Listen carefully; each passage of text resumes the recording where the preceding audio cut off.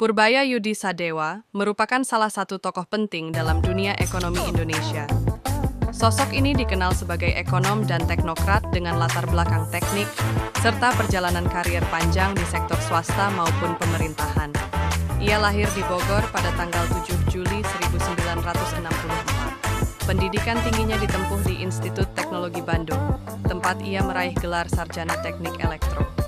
Ketertarikannya pada bidang ekonomi kemudian membawanya melanjutkan studi ke Amerika Serikat hingga memperoleh gelar magister dan doktor dalam bidang ekonomi dari Purdue University.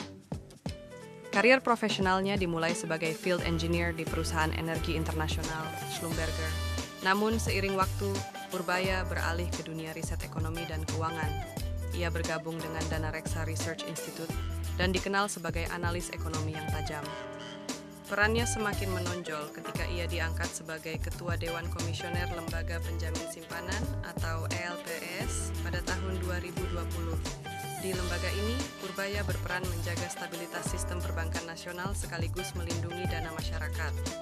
Puncak karirnya di pemerintahan terjadi pada September 2025, ketika ia dilantik sebagai Menteri Keuangan Republik Indonesia. Penunjukan ini menandai kepercayaan besar negara terhadap kapasitasnya dalam mengelola kebijakan fiskal dan menjaga perekonomian nasional. Sebagai pemimpin, Purbaya dikenal memiliki gaya yang lugas dan analitis. Pendekatannya kerap menekankan pentingnya pertumbuhan ekonomi, peningkatan produktivitas, serta penguatan sektor keuangan. Pandangannya yang terbuka sering menarik perhatian publik, baik berupa dukungan maupun kritik dari para pengamat ekonomi. Dengan latar belakang teknik, pendidikan ekonomi internasional, serta pengalaman panjang di dunia keuangan dan pemerintahan, Purbaya Yudi Sadewa dipandang sebagai salah satu figur sentral dalam perjalanan kebijakan ekonomi Indonesia masa kini.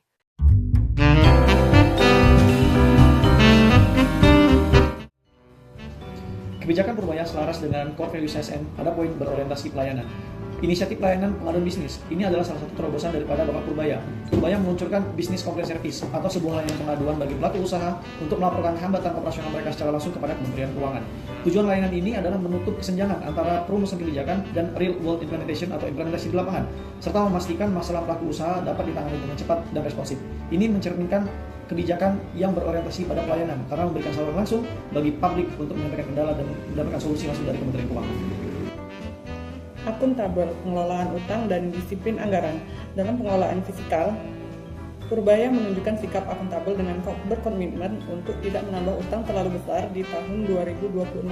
Meskipun terjadi perombakan postur APBN untuk mengejar target pertumbuhan, ia juga secara tegas mengancam akan menghentikan anggaran bagi kementerian atau lembaga yang dinilai lambat atau malas dalam melakukan penyerapan belanja negara demi efisiensi dana publik. Kompeten, modernisasi sistem perpajakan Kortek. Purbaya mendorong peningkatan kompetensi birokrasi melalui implementasi penuh Kortek sebagai sistem administrasi pajak tunggal pada tahun 2026. Ia menargetkan kenaikan tax ratio menjadi 12% dengan strategi yang terukur, termasuk menyesuaikan skema tax holiday dengan ketentuan pajak minimum global agar tetap kompetitif namun akurat secara teknis. Purbaya Yudi Sadewa menunjukkan nilai harmonis melalui sikapnya yang mengedepankan koordinasi dan sinergi lintas kementerian atau lembaga dalam perumusan kebijakan ekonomi.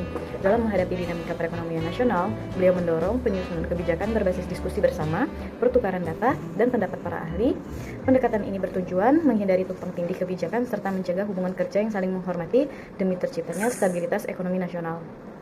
Nilai loyal tercermin dari komitmen Purbaya Yudi Sadewa dalam menjalankan dan mengawal kebijakan ekonomi sesuai arahan pemerintah dan peraturan perundang-undangan. Sikap kebijakan yang disusun selalu berorientasi pada kepentingan negara seperti menjaga stabilitas fiskal dan mendukung program pembangunan nasional. Sikap profesional, patuh terhadap regulasi serta konsisten mengutamakan kepentingan bangsa menunjukkan loyalitas terhadap Pancasila, Undang-Undang Dasar 1945, dan NKRI. Menteri Keuangan Purbaya menunjukkan sikap adaptif yang luar biasa dalam menghadapi ketidakpastian ekonomi global tahun 2026. Melalui kebijakan restrukturisasi BUMN, beliau tidak hanya melakukan perbaikan struktural, tetapi juga memastikan bahwa perusahaan negara mampu bergerak secara lincah di tengah dinamika pasar internasional yang fluktuatif. Langkah adaptif yang dilakukan beliau adalah dengan memodifikasi strategi fiskal untuk melindungi ekonomi domestik dari guncangan rantai pasok global, kemudian melakukan penataan ulang portofolio BUMN agar lebih fokus pada sektor strategis yang kompetitif secara internasional, serta menekankan pada efisiensi birokrasi di tubuh BUMN agar lebih cepat merespon perubahan tren ekonomi digital dan hijau.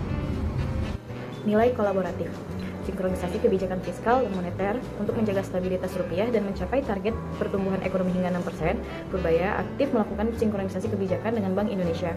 Ia menekankan pentingnya sinergi antara otoritas fiskal dan moneter agar bergerak searah dalam memperkuat kapasitas ekonomi nasional.